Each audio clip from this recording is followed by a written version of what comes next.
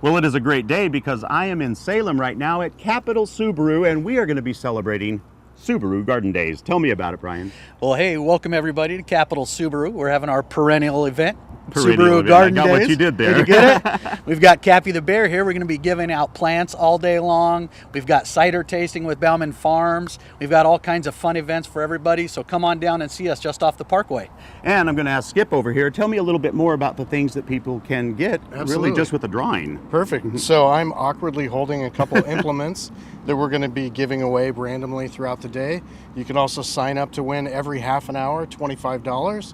And at the end of the day, we're giving away $100. Wow, wow. And Judy, what are you doing there? We have a kids craft. They're going to be able to plant wildflower seeds or sweet pea seeds and take them home for their own garden. Wonderful. So, you know, every year we come out here for this event. It's always a blast. We have a great time, and it's always fun watching people buying Subarus as well. Love that. So for more information, go to gardentime.tv. We'll click you over to their website, find the times when you can get here.